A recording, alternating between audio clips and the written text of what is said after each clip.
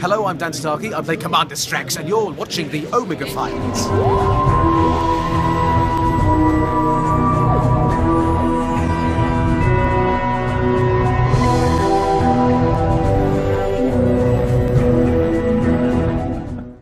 Okay, good evening, everyone. Welcome to the Omega Files. I'm your host, Dr. Freedom. And tonight we've gathered to talk about the second to the last episode of Series 9, Heaven Sent. Okay. Ooh, a very, very unique trip. Something that kind of reminded me, if it was black and white and there was a guy standing there introducing it with a cigarette in his hand, I'd say, wow, it's the Twilight Zone. But okay, let's go around. Let's get everybody's hello there, hey there, hi there. Let's start with AJ.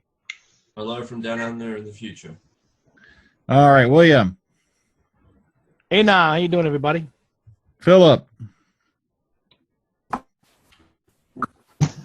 Good evening. Okay, Ryan. Hello, everyone. Kevin. Hello, everyone. See. All right, let's go to Graham. How we doing? Edgar. Hello, everybody. Texas Tim. Good evening. Matthew. Hello, nice to be back. And Anthony. How you doing? Okay, so a very weird episode to say the least. Oh, joining us late, Vil? Or wait, did he just leave the room on us? No, he's here. He's in the closet. I just saw a door close. Okay. Yo, come out of the closet.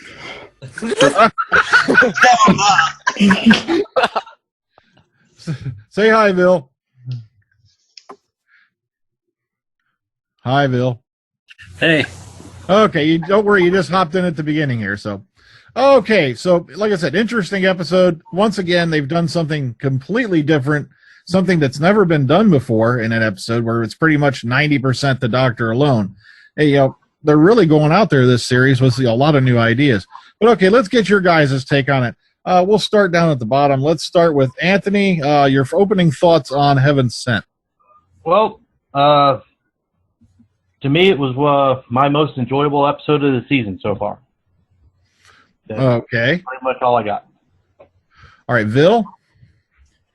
I really liked the hell out of it. The ending was rather amusing, and I don't know. I wouldn't be standing on Gallifrey without a TARDIS, without a sonic screwdriver, without a hell of a lot of weapons, basically saying, "Hi, I'm going to destroy this world." Whoa!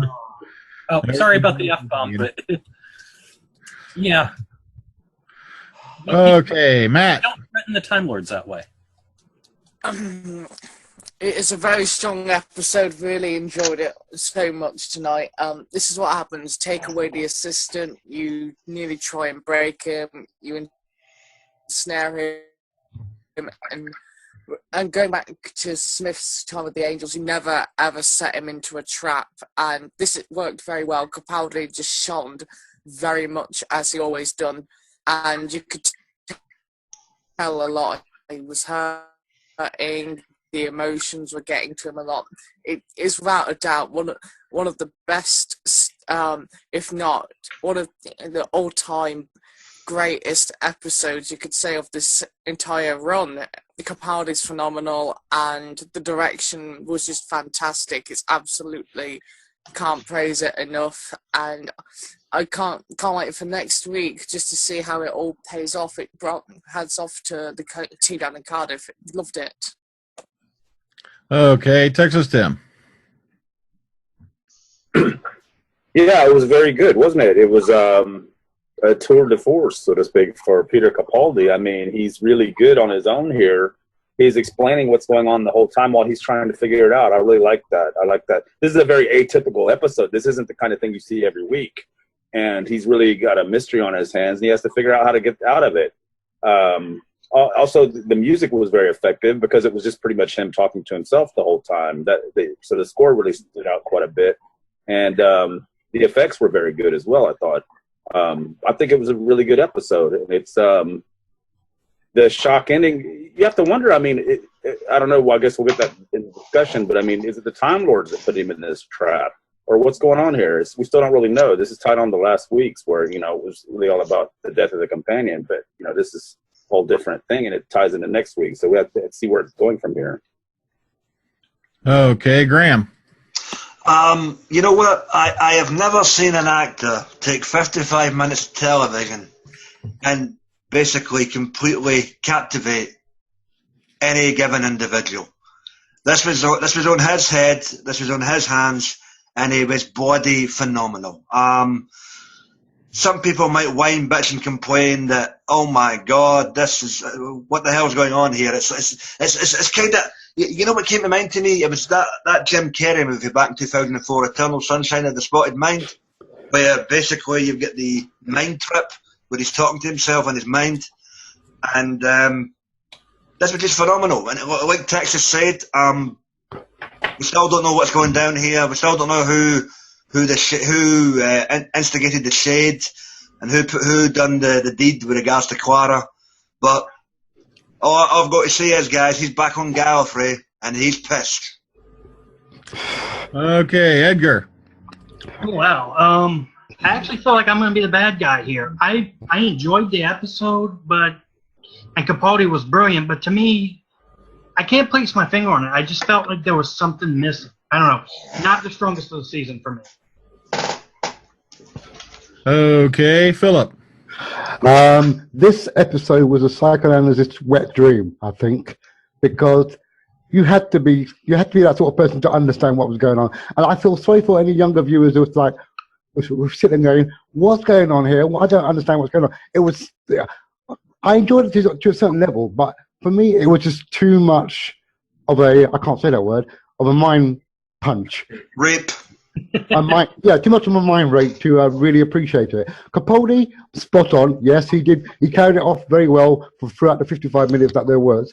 But I think towards the end, I'm thinking to myself, I understand it now. So he's been there for such a long time, and all those skulls under the sea is him repeatedly over and over. I think, he's been there for centuries. So now he's no longer 2,000 years old. He's far older than what we assume now. Assuming this sticks.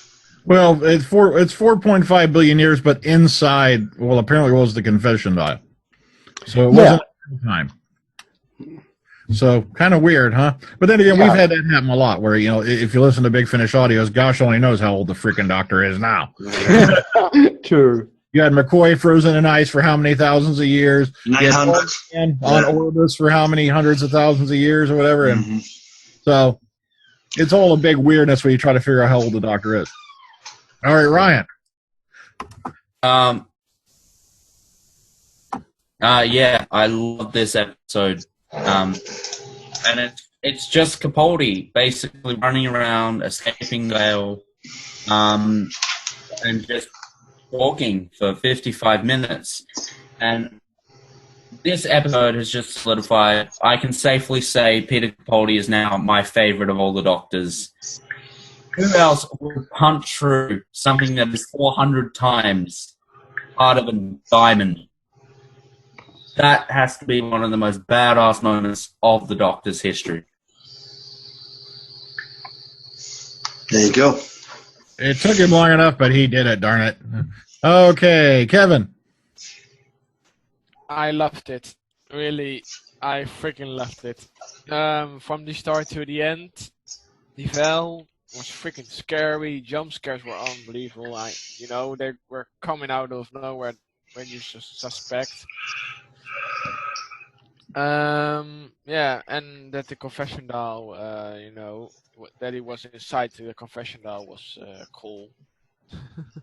And the ending, of course, the hybrid is me. It's going to be the SH word. Yeah, shite is going to be awesome. Okay, William. All of Gallifrey, that was just not a good move on his part. Oh, well.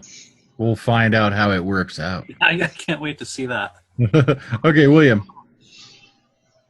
This one had me very thinking, watching this whole episode, because even though near the end you saw I got to reenact the story over and over again, we noticed that time is passing by. So he broke the his way into Gallifrey. What took me a while to realize that every time he ended up back in we see him as in the TARDIS having a conversation, he's having a conversation inside his head. Yeah, that's the way that was like his thought process. Him realizing how to do certain things, and that's how he figured out that. That's how he saw the stars, that he didn't travel in time. That time has passed by during all that time, and that's how he realized that all those skulls was him. But that's when he went to that final room that said door 12. He kept punching the gem that it took that long to get to the other side. As to who, the question from last episode was, who was the one that Ashildr talked to get this trap done? We don't find out. Well, we have to wait till next week to find out who specifically was the one that hired Ashildr to do the trap. Hopefully we get that answer. As for like we said earlier, like he traveled for more than 4 billion years has passed. Whether this thing's gonna stick or not, we wait till next week to find out. I'm not worried about that. Okay, and AJ. Yeah, brilliant story, totally strong. Capaldi was immaculate. To me, the memory seemed to mix with Silent Hill and a movie called Triangle, which is from 2009. It's a sort of time trippy bit movie, but Capaldi didn't age. If you realize, he says in the story that he dies and then he gets rebuilt from a previous copy on the hard drive. Yeah, so he hasn't aged. True. Time is passing by, but he hasn't aged. So the Doctor is still over 2,000 years, and that's it. But brilliant story. Okay, yeah, that was a pretty weird one. It kind of reminded me of almost like, a demented version of Groundhog Day. I agree with that. Groundhog Day, definitely. And also a little bit of a story in Big Finish called Scherzo. There you go. Oh, yes. In a little way, it reminded me of that, but yeah, this was definitely an odd one. This was definitely a weird one that, you're sitting there wondering what's going on until finally you get all the way to the end and go, oh, wait a minute. All those skulls are his. What the heck? The scary part is the skulls that they did use for the episode were modeled off Peter Capaldi's. Ah, really? They actually did a scan of his head, and they did a reverse forensic engineering like they do when they find skulls, out in that are unidentified. They did a reverse of that though, where they took his skull and they broke it down, so it's an exact copy of Peter Capaldi's skull that they used. Oh, there you go. Well, here's a good question for you. Is that even the Doctor that stepped out of there, or is that just a copy of him and he's still trapped? Oh, that's a good question. That's a good question. I didn't even thought about that until now. No, it just would have been worse if Rover the Globe showed up. I'm not kidding. But are you even sure that he was in there that long? It seems to me like if it was just a trap, then it wasn't really as long as the billions of years he said. I mean, it was just, in other words, it doesn't make sense, the whole thing. It's inside the whatchamacallit. So it's a trap inside his own head. Like he even called it, what did he call it? Some kind of loop at some point that he was just stuck in. So. Well, the Candyman should have been waiting for him when he got out.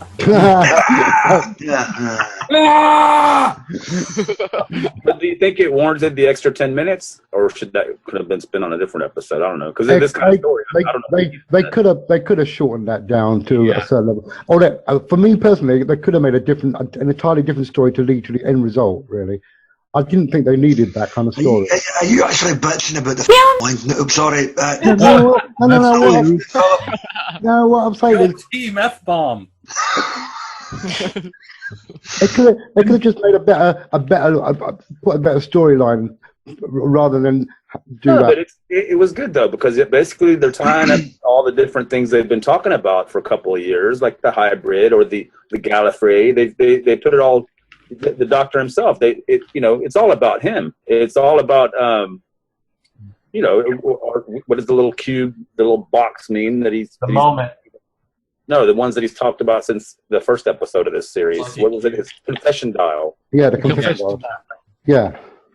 So they're tying together all those threads. I mean, it's pretty effective. I think it's a very unusual way to do it. I mean, you've got a standalone, a character. He's just about the Doctor, which is really good for a change. I mean, everybody's always complaining, oh my God, it's all about her. Well, here you go. This is all about him.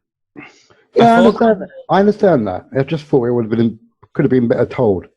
Really, I thought the whole ending with the whole loop thing was very similar to a movie called The Butterfly Effect. If anyone's ever seen it, I remember that one. Yeah, because at the end it's just a perpetual loop, and there's a certain line of dialogue that's called back to, but the number keeps changing, and just that moment was just like surreal. He's also got some pretty good little speeches in this one. Little bits of dialogue that he says are pretty cool. I know the one that had me really going was, I didn't run away because I was bored. I ran away because I was scared. Yeah. Yeah, see, that means that, yeah, that tells you more right there why he left Gallifrey, so to speak. Years ago, that brings back something that I had read. Now, this is going back to like the early 1990s. I was reading some Doctor Who fan book, and so I don't know if this is even canonical or not, but supposedly the Doctor had left Gallifrey because they were exterminating his entire family. I read that. I know what you mean. And if that's the case, that's a good reason for him to be scared. What was that, Long Barrel or something like that? No. This is before Longbarrow ever came out. Oh, I can't remember what it was, but yeah, because that's why he took Susan, because she was part of that lineage of family, and the only reason, and that was why he took her away, so he can have at least one member of the family still in existence. Well, if let's see, they bring that up next week. Well, he did have two up until Lucy Miller. Oops, sorry, spoiler. Okay, floor is wide open. So, the only thing was unusual is that at the end we know that he ends up in the confession dial. So that means when he got teleported at the end of last week, he ended up inside the confession dial that Ashilda had in her hand. Yeah. So that means she ended up in some funny way because of the way this episode ended. She ended up either going or giving it to somebody to take it to Gallifrey, or it was teleported. Well, look at the time frame, billions of years. Who knows how long that it could have taken humans, or even just another Time Lord to go and find the confession dial. Yeah, she's immortal. She can't die, so she could live that long. But I don't think that it was actually literally billions of years. Again, I think that was just part of the trap, part of what the trap was like from the inside. Well, if the confession dial, let's say the confession dial was the trap, but it's physically somewhere, and time is moving generally on the outside of the confession dial, that's probably what he was seeing. It's not moving. He was, how many corpses of him were out there in the water? Yeah. And who's to say that the castle, Hogwarts castle style thing that he was built on wasn't built on his own skulls. The only land left. And that was actually Earth, flooded. But even that had an unrealistic tone to it, because you don't just leave a skull behind, you leave a whole skeleton, and all we saw was skulls. So it's just like part of the trap, I think. It's just part of the mind F that's going on with the Doctor. It's a complicated one. It's a weird one. It's complicated to dissect, really. It is, but I do like the imagery at the end where they show the confession dial closing, and then it ties back to the same look of the moment, the clockworkness of it. I thought that was really good, because every time I seen the clockwork cogs moving in the episode, I was thinking, oh crap, he's in the moment. Yeah. And not actually in the confession dial. That was a very big surprise to me at the end. Well, all I've got to say, don't say he's in the moment. You'll have the fangirls running out about saying, oh my God, he's in Billy Piper, So. Well, here's a question. We still don't know what who's behind all this. Do you think it's the Time Lord? Because why would hold on, let me finish. Oh, yeah, go on, sorry. Why would the Time Lords be wanting to do this to him after he saved them? He pulled them out of that situation. They wanted him to confess his name. Well, consider that No, that was the Great Intelligence. That was a long time ago.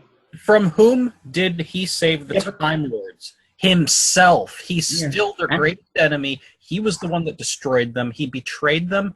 I could see all of Gallifrey wanting his head on a post. And when he confesses, when he says his name, they return. Well, that's the old theory. Who knows what's actually going to happen with the way they're going to write this ending and then the Christmas special. So no, but time was rewritten and the Time Lords were saved. They were stuck in a pocket universe or whatever for him to find later. I mean, so why would they? My question is, why would maybe, back. Yeah, but maybe there's a future prediction that the Time Lords have discovered that directly links to the Doctor, and that's why we have this next situation happening. Plus, they sent him a brand new life cycle when he was on Trenzalore, when they didn't have to. That he could have just died. Just so they could bring him back. That's the only reason the Doctor's alive, is because he is required to bring Gallifrey back to this universe. That's the only reason they gave him those for Time Lords. They should be able to pull that off themselves. What do they need him for? Evidently, exactly. Good point. The whole point of Time of the Doctor is to show that he needs to say his name so they can come through. That doesn't make sense. Well, let me. Anybody who grew up with the Doctor on Gallifrey knows his real name, like exactly. Everybody else. So anybody can say his name to activate it. But they say in Time of the Doctor that when the Doctor speaks his name, they know that they've found the right place and they can come back through. Well, no, that was the whole point of that story was that one at a time, guys. One at a time. The whole point was he was not going to say his name because then the Daleks would come through as well. They were already on Trenzalore, and it would just start the whole thing over again. The point was that he couldn't say his name. That's why he was stuck there for 2,000 years or something. And welcome to what is really what I call a very bad plot device. Because if Gallifrey ever comes back, the Time War's going to happen again. There's no getting around that. Yeah. Why would it happen? Why would it happen, Ian? If you can bring yourself back in secret without anybody knowing, why would the Daleks know that Gallifrey's back if they hid themselves somewhere far in the universe? Does anybody remember that thing called the Saint? Time travel is the Time Lords. Okay, hold on. Let Anthony speak. He had a good one here. Go ahead. Does anybody remember that little episode where they mentioned something called the final sanction? At that point, they didn't care. It was, and the Doctor knows they don't care. They're going to pull the trigger as soon as they show back up anyway, so they can ascend to a higher life form, level, whatever they want to do. Just because the little petty, the people, the plebs, the civilians that aren't Time Lords that live on Gallifrey, they don't care about them anymore. They're so far gone mentally. The only one that had a common sense was that general who said, "Screw it, go ahead and do what you got to do." Yeah, you see, that's one thing about Day of the Doctor and all that went on. This whole deal was transpired with the generals and all that in the war room. The High Council, though, had no part in it, and they're probably ticked. Yeah, and they already had pulled the trigger. They're ready to pull the trigger on that final sanction. They don't care. There's a major division on Gallifrey between the military and the High Council. Yep, there is. You're right. There were only 2 members of the High Council who disagreed to the final sanction. Yeah. Yep. And they will stand in shame like the weeping angels of old. But whoever decided to put the Doctor into the confession dial or whatever happened there did not get what they wanted in the end. The Doctor did not confess to whatever he was supposed to. He escaped from there. Well, I think it actually was the Doctor that put himself in there from after the events of what we're going to see and gave the idea and the request to Ishildor to put him there so he can fix everything that's gone down. That's a very convoluted kind of plan, but I can see where you're going with that. Yeah. Sounds like a McCoy thing. Well, it is the Doctor, and he does come up with some off the wall crap. Yeah, but that would have been a bad idea considering at the end of last week this girl died. So that's not a good plan for the Doctor. Yeah. Also, I think he alluded to it in a way, but towards the beginning of the episode when he said the most important person in the interrogation room is basically the one who's being interrogated, and best way you can beat them is to quote unquote die faster or whatnot. He had a lot of good lines in this one like that. Plus, I love the way they snuck Clara in there. Yeah. Sorry, Tim, you. It was kind of creepy, you know. I thought for a second she was going to turn around and she was going to be that girl from The Ring, you know. Yeah. That's what I thought at first too, because they intentionally removed her name from the opening credits, but they don't normally mess with it. Or And the master pre the end of Keeper of Trucking. when they kept showing her from behind like that, I thought it was just some stand-in. That's why they were doing it, for some legal reasons or some actors, union thing, to where they couldn't use her face and she wasn't in the credits or something. You know what I mean? Like they do here in the States. But apparently that was not the issue. It was just to let you know that she's supposedly still dead. So she just had that 1 minute. Yeah, it was very cool to see that the doctor, dealt with the death of Clara. And met at the point. Let's lay the cards on the table right now. The thing that obviously the Mirror will run with this week and spin into all types of bullshit. The companion used the word arse. Big deal. Oh my God! White House is going to crawl out of her grave. Yes. Just think about the British gardeners every time they picked up that shovel and kept calling it a spade. That wasn't a spade. I think that's the first time in Doctor Who history the word ass has been used as a piece of dialogue. Yeah, arse. Arse. Get off your ass.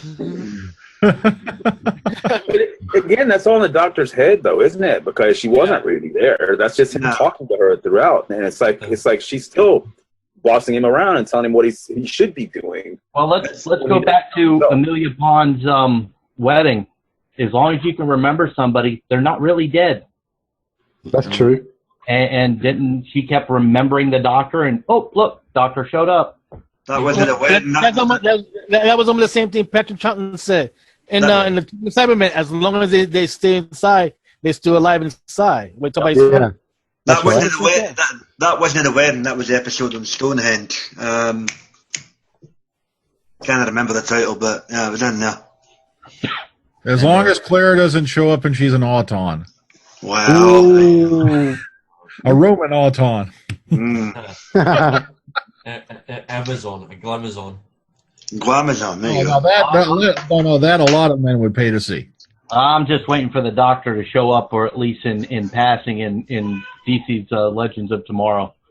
I mean, that'll be priceless. Oh, I wish he hadn't have said that. Now I'm picturing Claire in the Xena outfit. Oh, yes. Well, that's exactly all right. Yes, please. Amazing. Did anyone else see the Family Guy reference? Bird is the word. Oh, yeah. Everybody's heard about the bird.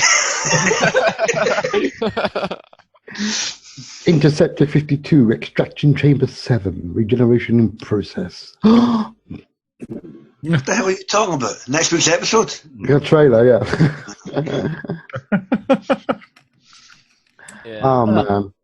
But it was but is he after all those recreations, those teleport things, is he really still the Doctor? Is he still really Gallifreyan, or is he just a copy of a billion copies before him? No, that's what Bill asked, and I'm kind of confused with that as well. I don't know whether that wasn't what I asked. See, they said that the original was in there, and it was a copy that was coming out of the teleport. So wouldn't that be a copy that then came out, and he's actually still in the confession dial? No. But they're all copies of the original. It wouldn't be copies of the copy. What, remember that Tennant Christmas episode with the Titanic in space? How the teleport could keep a memory of the person in the hard drive. That's all it was. Voyage of the Dawn. That's been used in Star Trek and Stargate, where they have, that idea where they keep a copy. Yeah. So that's how they brought Scotty back in Star Trek Next Generation. Yeah. That's all it was. He's not a copy. He's still the original Doctor. It's just that he's being recreated. Wasn't that just part of the trap, though? I mean, how much of that is actually real? I mean, the idea that he spent billions of years breaking through that wall doesn't really add up. I mean, at the end of the day, does it? Why not? If he can spend billions of years, maybe he did spend billions of years trying to get through that diamond wall. It could have been billions of years to him in his mind. Yeah. Yeah, that's what I mean. It's a mind trap as well. It wasn't a lot of that just wasn't real. Could it be? I mean, it's whoever set the thing up. It's like he said. It's some kind of loop. It's some kind of sci-fi thing that isn't real. That's what I mean. Well, it could have been a device for him to actually break the walls down to get to the pocket universe. Oh, and why didn't that wall keep resetting itself since everything else did? Thank you. Good point. Good point. Interesting. Well, just like the Doctor's name, maybe because of his DNA being embedded in it, it was key to him, and to break through that barrier of the other pocket universe, he had to take time to break through it. I think you made a good point, though. You're not going to know until you see the final episode that maybe he did all this himself somehow. So I mean, maybe it's just part of his machinations. You never know. Yeah, because I think the Doctor understands that the High Council's got to go down and not the military.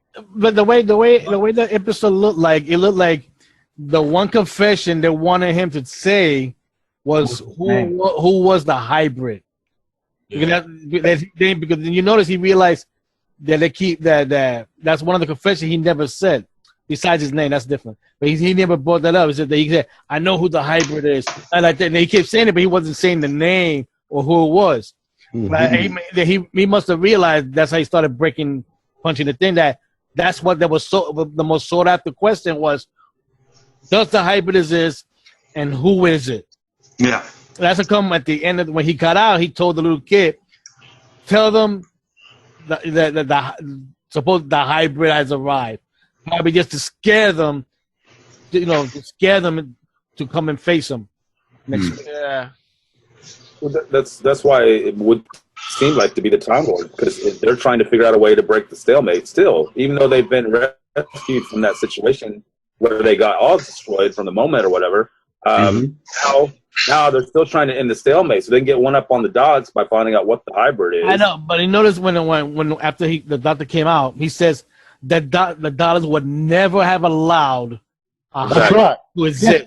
So that's why I feel that's the Gallifreyan fear that exists. So he's using it on them to get them next week. In my opinion, it doesn't exist at all. Yeah, that's just fear from Gallifrey, like an old fairy tale myth. Yeah, that he's gonna use against them. Yeah, but also before we all know that it was that we doing timey-wimey stuff to break through that wall. It was very serious, that he was electrocuted of the valley, and then he put some sticks on the skull and a lot of blood for Doctor then.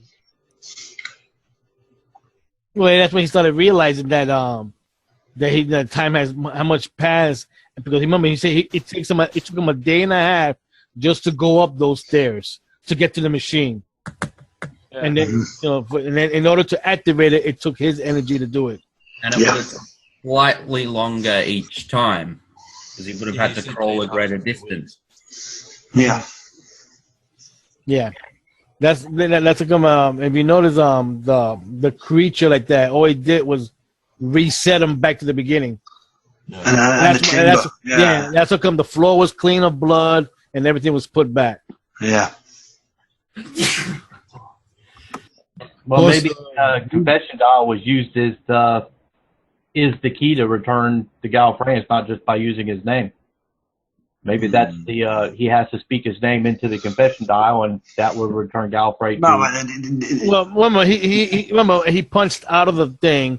He ended up he is ending up on Gallifrey. He never mentioned his name, just like he never mentioned who the hybrid supposedly is. He realized it took him supposedly many years. He realized what was going on. That's why he had to punch his way out to get out of it. Exactly. Hence the sentence, tell him I took the long way around. I mean, the only thing against the confession dial being used, obviously, you go back to the Magician's Apprentice. Apparently, it doesn't work until he's dead. It doesn't work till he's died. So, Yeah. well, that one out. Well, you know what I liked that I saw there at the very end in the scenes from next week? Apparently, the Sisterhood of Karn's against him, too.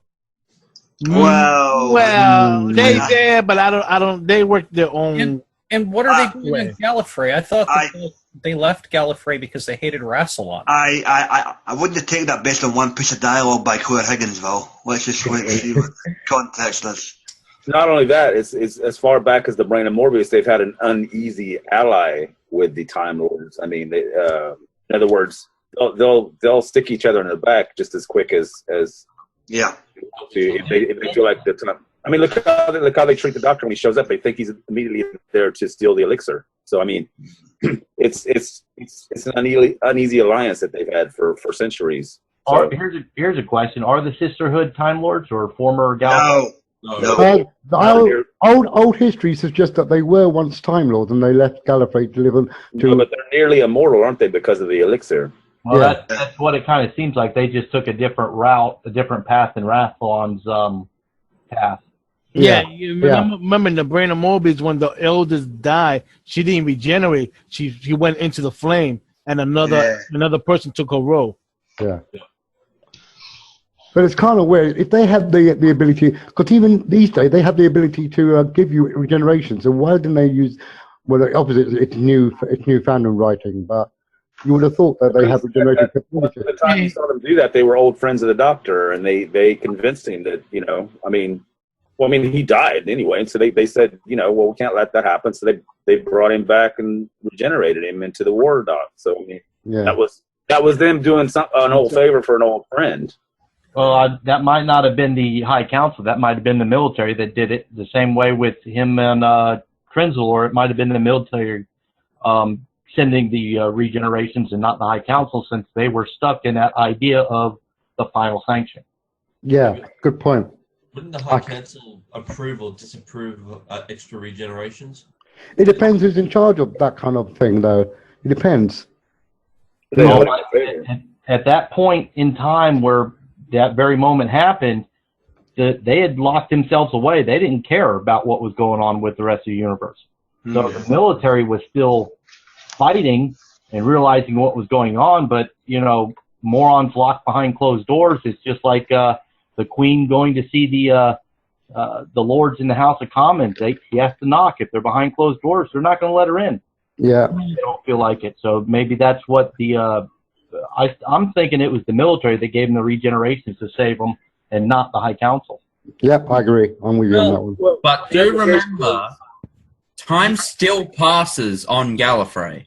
A number of things could have happened. The military could have overthrown the High Council.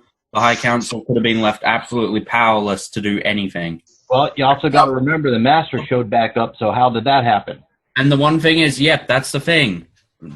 From the last time we saw them, something would have happened to either the Master or Rassilon. And the Master's still alive.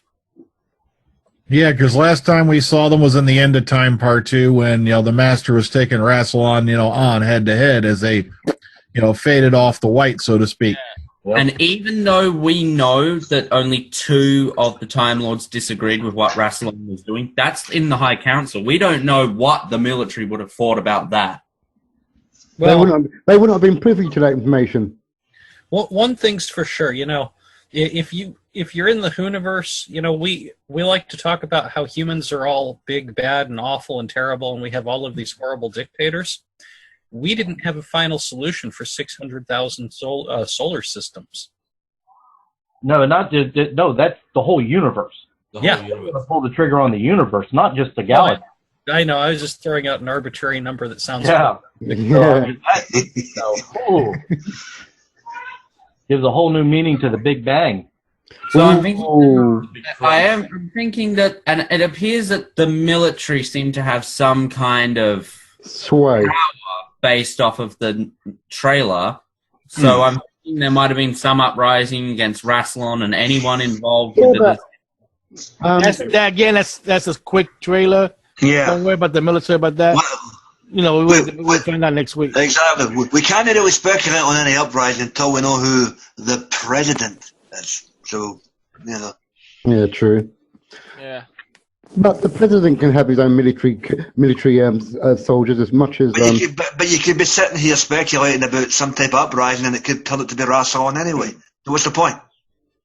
Good point. And the question is for them: does the war with the Daleks still go on, even though they've been saved from the Moment incident because they just got moved, really, and the Daleks destroyed them? That's the funny thing. I realized that when the Doctor came out and found out he was on Gallifrey, he is not at the location that Missy told him, because when he looked up in the sky, he would have noticed I'm around. He would have said to himself, I'm around where Gallifrey would be. So that means if Gallifrey is not... Well, hang on. Man, let me finish what I'm saying. If Gallifrey is no longer in the pocket universe, that means it's not in the location that Missy told him. It is in a different area altogether. Didn't Missy lie, though? She gave him the old address. Yeah, they came in the older. So yeah, when he was on, but you would have noticed it because when the Doctor was looking up, he said, "I am what he would have noticed that from the location of the star that he would have be where Gallifrey is. But since when he came out, he came out and we saw Gallifrey. That means but he doesn't know where it is. That's the whole point. She gave him the wrong address. No. I mean, we as the fan noticed he even though in the end when we saw Gallifrey, it is not where Missy told him it was. It is somewhere moving. Well, that's not. Hang on, Will. Wasn't that SKYPE inside the confession dial and not outside of it? So that. Well, you notice when he came out and the confession thing was in the floor, it looked up in the sky and you could see the stars. That's why he noticed he didn't move through time. Time is moving for him. We should also stress that, all right, he's on Gallifrey. All right, some shit's going to go down with the Time Lords. But coming in the next week, we could be back to the same events of Day of the Doctor, but it's still in the Pocket universe. Don't assume because he's on Gallifrey, it's automatically back. You see, because moving the planet and all that would not be all that difficult. You got to remember, everybody, let's take a flashback to Dalek Invasion of Earth. Trial of a Time Lord, mysterious planet, if I remember correctly. Yeah. They moved not only the Earth, but its entire freaking constellation. We also had all the way to like another galaxy. We're using magnetron. It had a different name. It would give it a different name. Ravelox. Beep. Yeah. What? Beep. What? What was it? Beep. Oh. We also had Journey's End, where 27 frickin' planets were moved. So yeah, there you go. Maybe we got a dummy name. Maybe we were given a dummy name, and the person playing the president will be Michael Jaston. No, we couldn't be that lucky. That would be too interesting. That'd be too freaky. It would have been cool with Matt Berry. Yes! Get out of here! Fire the nuclear weapon! Yeah, sorry. Yeah. I simply wanted our planet back, wrote it down on a piece of paper, turned my back to space, and threw it over my shoulder. Right, whoever put him in the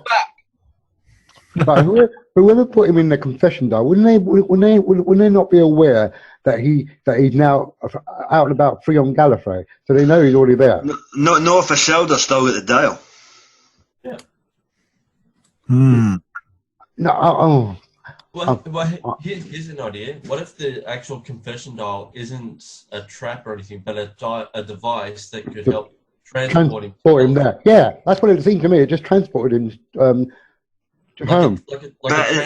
If that's the case, that totally makes the whole plot device of the confession dial in the first 2 episodes null and void, because this thing's only supposed to be open when he's pan-breed, when he's dead. So what's the point? But then the Doctor later says he doesn't know how it works. Right. Now, that could be put down to the fact he's lying, not telling Ashilda what's happening, or Missy was given false information about it. No. Missy's the one that knew how it works. That it will open up. She could have been lying. She lies more than Clara does. There you go. At the end of the day, everybody on Gallifrey is just a bunch of lying bastards, isn't they? Hey! You can say bastard, that's all right. Bollocks. It's confusing. Of all the play, yeah, but of all We'll know more next week when the finale. I mean, it's all been building to that in a very clever way because you're not getting all the answers at once, and you can speculate, all you want to, but it doesn't mean you're necessarily going to be right. I mean, there's some people that are in the know, I know, but I'm just saying it's. And if you're right, pay off, I guess next week. Yeah, and if you're right, have a cookie. I guess. Well, here's something to think about. What if this episode and everything up until the last 5 minutes of next week's episode was literally just stuff inside the memories from the confession dial period, something like Lost? Well, if that happened, that'll be a total middle finger for the entire, not the Who fans. Like you know what? Does anybody remember the 50th then? Hang on. That was a big middle finger. Wait, there was a 50th? Like it or lump it, it happened, mate. Move on. At the end of the day, if that happened next week, let's just say, like the show you just mentioned, I'd be lost. They wouldn't do that. No. Wouldn't they? No, they wouldn't do that. Okay. I was getting really worried when he was talking about, teleporting the copy. I'm like, please tell me they're not going to do the whole do-over thing so none of it happens. And thank God, because that whole time-lapse thing was one of the best parts of this episode. Yeah, where he's continually going through the whole sequence. I still think we could have done without that story and just having teleport straight to Gallifrey and start the story from there. What's wrong with having 55 minutes and showing how great an actor he is, Phil? Yeah. It's literally just the character talking for 55 minutes. And we get that bit with Clara, but at the end, that's the Doctor hallucinating to himself. Yeah, that's his way of thinking. I really liked how they set that up when he walks into the TARDIS and it's like you think he's walking to the TARDIS and then that was so tragic. He just kind of refuses to believe she's dead. Yeah. Talk about a money saver with just having a single actor and some guy in a suit. Exactly. I get, Phil, that it's maybe not your cup of tea. They've tried something new and you might not like it. That's fine. But I'm not saying I didn't like it. I just thought that it would have been much better to push the story to a more satisfying conclusion by having it start on Gallifrey and move and break it off halfway through it. And there you have a cliffhanger to the finale. Yes, but now you have the Doctor arriving on Gallifrey after going through all this. He has literally been, driven, from the look of it to the brink of madness, and he is not happy at all. He's pissed. He was already pissed when he got in there. Remember, he's like, I just lost my best friend. This is the worst day of my life. What the hell is all this then? That kind of thing. Yeah. And I think that it just goes to show how good this episode is, because it's kind of obvious they're trying to save up for the big reveal at the end, which I think most people could have caught on to that fact anyway. But the episode was one of the best episodes I've ever seen, and I think a true contender for just the best story ever, because it just showcases Peter Capaldi at his best. And yeah, like I said, it's solidified him as my favorite Doctor after not even 2 full seasons. Yeah, you got to think about it. The whole series this year has been nothing but basically, 2-parters. Yeah. I don't know if there was any single episode story. There was just one. One. But yeah, Sleep No More was one. Right. Well, you could basically say the 2 shoulder ones were standalone as well, which is the same character. Well, yeah, but they were still fairly tied in, even though there was a third in between. They are actually official as a 2-parter. Yeah, you've got they're 2 different stories. That's pretty much true. It's 2 different stories, though. It's just the same character carried over. Just going from the official statements, it is officially a 2-parter. No, fuck them. I'm sorry. Yeah. Well, think about this. This is all build up to the giant climax at the end, where either they're going to shoot their load in the budget for this one or the Christmas episode. You got to look at it a money standpoint. This was a very cheap episode. No, it wasn't. This wasn't cheap. The effects were very good. Well, very good, but very minimal. They didn't really have, but it didn't look a lot. You know, the skulls may have been Capaldi's, but those could have been CGI'd in the water. He only had really one in his hand, which was no problem. Well, there was a lot of CGI, but it didn't really look like CGI. That means it was also, expensive. a lot of this was shot at Caerphilly Castle. Yeah. That's what it looked like, yeah. You know, you had one flattish screen TV. I mean, you know, that they kept moving. So, you know, it was a very cheap episode. There's something big going to happen next episode, effects-wise, I think, that's really going to either throw everybody for a loop or, you know, everybody goes people off. Well, then again, when you look at most of the episodes, they look like really high budget. Like they've done a lot to make the. I mean, just look at the Fisher King. How awesome that looked! How like massive that. Costume. Yeah, but he was only in it for a couple of minutes, and then he got blown away by water. They could have said, you know what, this Fisher King has a minimal role. Let's just make him look like, you know, a larger than average, different colored skin guy. But no, they made that entire costume what amounts to like 5 minutes of screen time. Also, you got to look at, you know, things they've done like the Mire. Those were really kick-ass suits. And and you know, all those Daleks in Magician's Apprentice. Yeah, this was definitely a budget-saving episode, though. Magician's I don't Apprentice. see it that way. No, I don't see it either. This episode and the opening two-parter, they're basically dialogue-heavy stories for the most part. There's not like a lot of running. Most of that comes from Missy and Clara, but the best parts are with Davros and the Doctor just sitting down talking about their past. And this is just Peter Capaldi talking for 55 minutes. Was this an exercise in showcasing Peter Capaldi for those people that are not a fan of him? Just say, Well done. Look what he can do. Well done. And They don't need to do that. They don't need to do that. If they didn't need to do that, why have an episode with just Peter Capaldi? Maybe you wanted one, though. Maybe you wanted one. Okay. It's a means to an end. It's the middle part of a trilogy. But it's a good middle part because it showcases the actor's talents, which no one except you has been in doubt of since he was signed up for the role, Phil. Not to mention, it's another first. It's another first. A black leather suit to burn. It's another thing they've done differently that's never been done before. Exactly, which is good. Yeah. Look at the season. In some cases, I sometimes hanker for the good old space opera type Doctor Who that we used to have. But that's the good thing about Doctor Who. It tells all kinds of different stories. It doesn't have to be that every week. You can do whatever you want with it. Yeah. Just look at the season. We've had a bunch of pretty unique stories, if you ask me. We've had I agree. Oh gosh! Every time someone says they want more space opera, it's like, what do you want Claire to do? Strap two Danishes on the side of her head and go, help me now. No, I don't mean it like that. You know what I mean. You know what did it? The whole bootstrap paradox thing, that's been in the show since like however long, but it's never been outright addressed. We got it in this season, and that's fantastic. We've had a bunch of unique stories, and this just adds to the mix. Yeah. Can I just put it a wee side note here? Our buddy Caroline has just took to Facebook, and I quote, "Holy crap! If Peter Capaldi doesn't get an Emmy or something for his performance, I'll be pissed." Heck, if he doesn't get one for the Zygon inversion speech, there's no justice on this.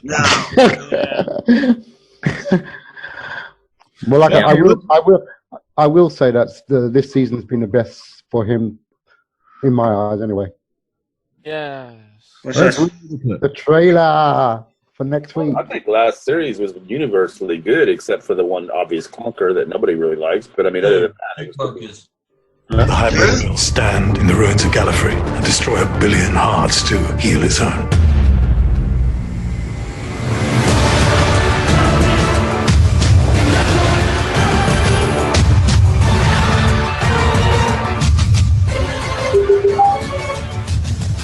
Isn't this going a little far? I've barely started. Now, one scene did one scene depict the Shibogans out in the desert? The what? Shibogans. That's what they call the tribes that lived outside the Citadel in the books. They call them the Shibogans. Yeah. Oh yeah, And by the way, there are also some promo pics. That's nice. Oh, that's cool. Look at that. That's gorgeous. That is beautiful. Gallifrey I like guitar. that. The Shibugans is actually a throwaway line in The Deadly Assassin that Randall says. And they weren't called that in the Invasion of Time, but the fans ended up calling them that after the fact because those were the people that were exiled out into the. Was it a Shibugan that Leo ended up with? Yeah. Whoa, Yeah. Doctor's hanging out with the Amish. Oh yeah, look at them. Oh, look at that. Oh, no, they've got buttons, not wooden toggles. Holy shit! So hang on, is this on Gallifrey? It must be because they look very like you said Amish. It's not very Gallifreyan looking, is it? Yeah, but come on. And Back in the Invasion of Time, they look like they just crawled out of the caves. Come on. Hey, look at me! I used to be Timothy Dalton. It is an obvious giveaway given. Oh wow, look at that! Oh, sorry, I love that picture. That's cool. Oh, look at that. That was definitely Rassilon, but Notice on Rassilon, no gauntlet on Rassilon. You're used to having men on the knees, so. By the way, just freeze for a second. That, if I remember right, that actor is named Donald Sumter, ain't it? Yeah, that's right. Yes, it is. Yeah. The wheel in space. The wheel in space. Yes. Yeah. But if that's supposed to be Rassilon, where's the gauntlet? We're going. Maybe it doesn't use it anymore. Hang on. Look at the hand on the left, right hand side of my picture. That's not. He's wearing something there. That's a So maybe the Master destroyed it. Could be. We don't know. It didn't look like he was wearing it in that previous picture. Or maybe the Master blew it off, and that's why Torchwood got it. Well, you know what? I wouldn't use the term blowing off, especially in the Master Carol. So Yeah, the Dalek. The Dalek. Yeah. That's cool. Ooh, is that Rusty?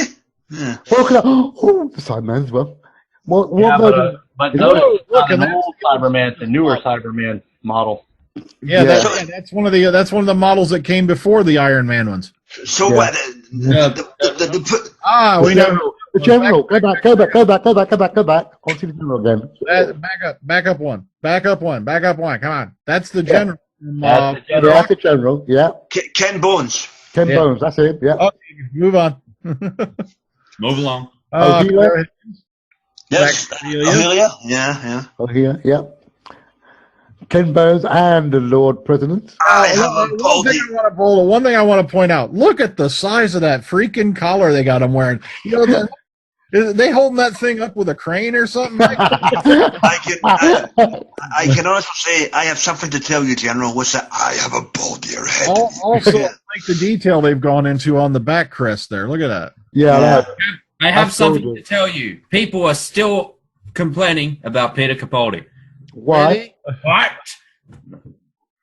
They're just little bitches. Who cares? This picture is the most awesome one. Yeah, that's it. My favorite one is all the time of Darwin. I like the Bowing one. That's cool. Let him use him. They are in mourning. Okay, hold on. This is filmed. This is at Eddie's American Diner in Cardiff. Yeah. Right. Out on Mermaid Key. Yeah. Isn't that the same diner that they filmed in for Yeah, same one. Kill them all. Yep. Impossible Astronaut. Oh, look, I haven't seen that one. Oh, okay. Why is Amelia there? Oh man, look, there's the little funny hats. Yeah. Yeah. Amelia's there. Okay. What do you mean our helmets are stupid? Yeah. It looked like she had some sisterhood guards with her too. You noticed that too. That weapon, yeah. Also, Ken Bones again. Oh, look at him. He looks so majestic there, doesn't he? I have a Raiders ping. You know what? He's probably sitting there thinking, "Holy crap! I've got masculine time in this episode." Actually, the way he's holding his hand, it looks like he's doing an arthritis pain commercial. Look, she's looking very don't screw with me. Well, Shit, Time Lords. and this. Oh, is that the Weeping Angels? No, Looks those like- are Weeping Angels. They are. Those look like weeping Cybermen. Nah, it's just Michelangelo with David. Look at the faces. You're like, So what you're telling? They put these pics up already, and the episode's only a couple years old. Jesus. Yeah, these went up on the Doctor Who page apparently. Yeah. Wicked. Normally Monday these go up. And back. Okay. Now that, wow. Yeah. I want that poster. and I have no idea where Matt got these. Huh? Speaking of Matt, is it still here? Yes. Oh, there you are. Quiet. Okay, they got the BBC logo on them, so I'm assuming you got these off one of their pages. Yeah. Look at the size of that freaking Wait a comic. minute. Hold that picture. Is that actually Rassilon, or is that the tall man in disguise? If he looks at the doctor and says, "Boy," come here, boy. No, that ain't. Yeah, he gave up the club for the That's soul. not Angus Green. I told you. That would be great to see. Yeah, I can see that now. He's you holding. think that when you die, you go to heaven. Wrong. You go to Gallifrey. Yeah, now he throws the silver ball at him. Yeah. I'm more curious as to whether his spittle will be even more effective than Timothy Dalton's. Oh, there we go. Reginald's staff. Yeah, see, look familiar. And with generation in progress. I wonder who that's going to be. Oh, that's just David, it looks like. He's just looking out.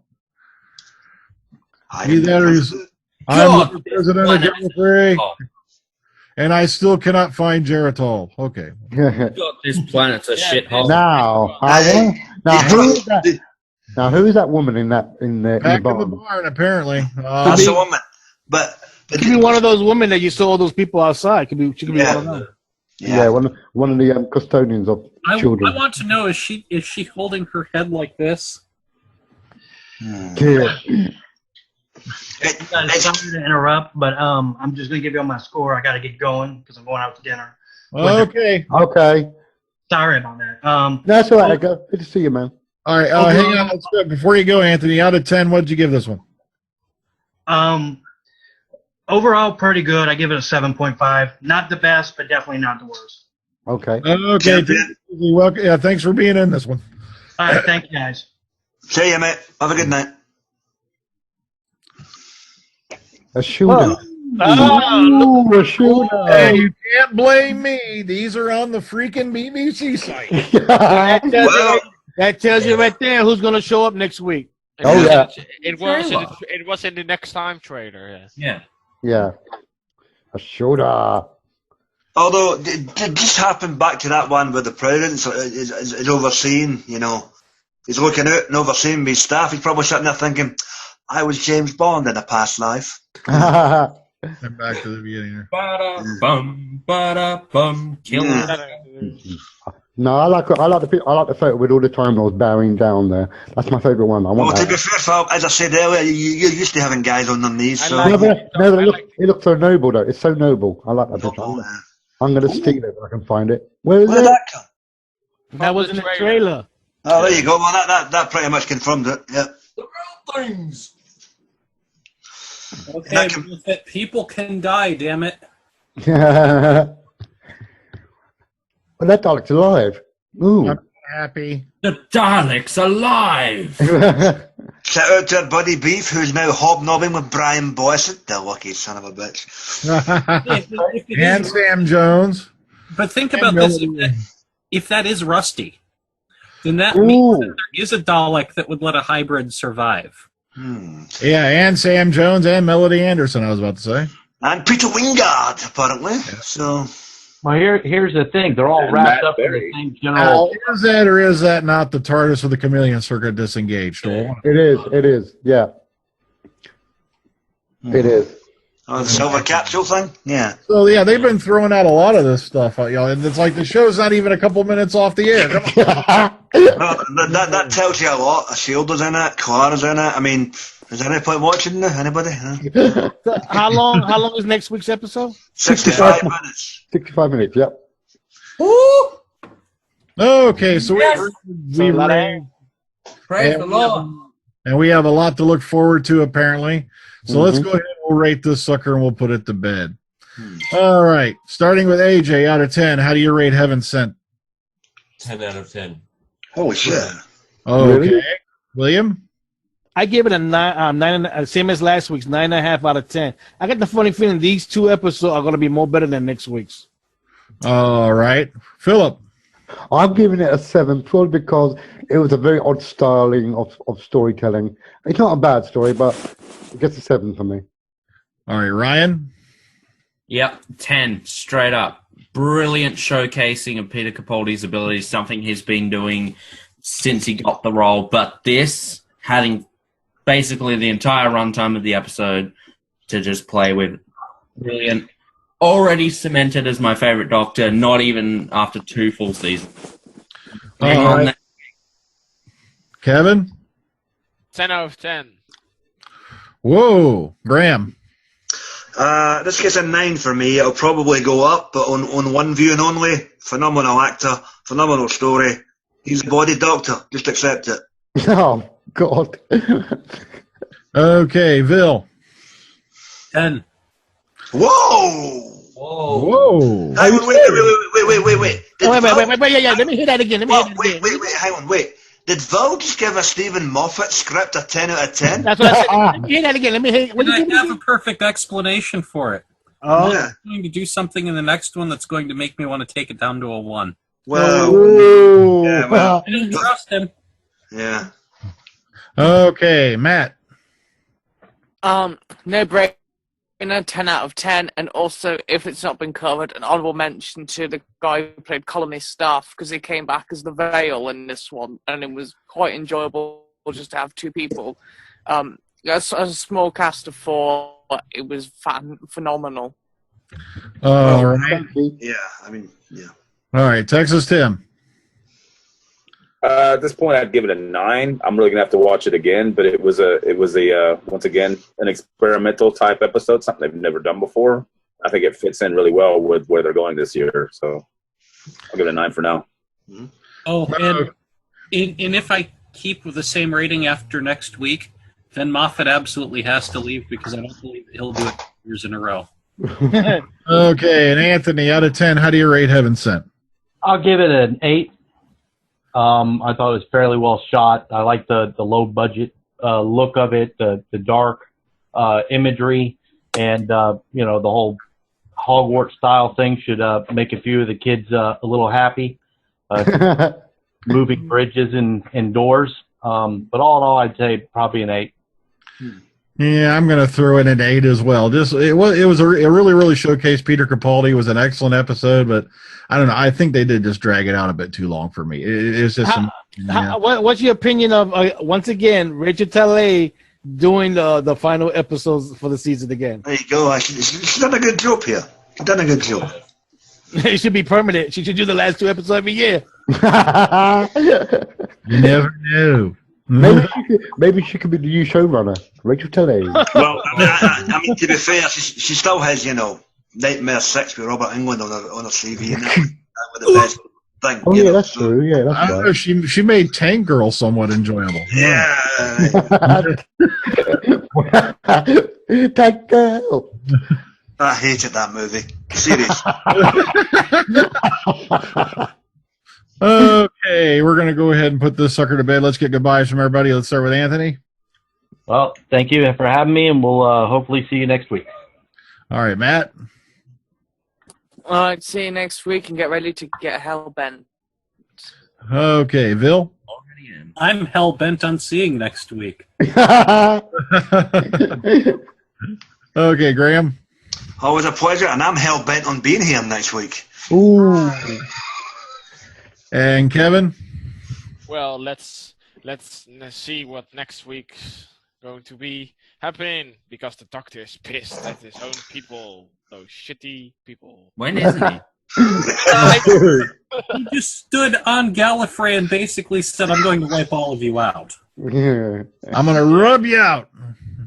Okay, Texas Tim. Say goodnight. Good night. Rock on. Okay, Ryan. Thanks for having me. I'm really looking forward to next week. The struggle is going to be very real. Got to get through the week. Yeah, but just remember, guys, that there is free express shipping in heaven. Is there? Okay, Phillip. I'm still Ben. See you on Gallifrey next week. Oh! I wasn't going to say it. Yeah. AJ. I'll see you guys next week, and you tell hell to get bent. Ooh. And William. Thank you for having me here. Hope to be here next week. And the only reason why Graham is hell bent, he ran out of liquor. Thank you. Okay, on behalf of myself and everybody else on the panel, everybody, good night. Enjoy the rest of your weekend. See Wait you a next minute. week. You think that he can run out of liquor? You're Yeah. in Scotland, right? Yep. Yeah. You See can you just go next- to a body of water and drink. See you next week for Hellbent. See ya. Yay. All right, you guys have a good one.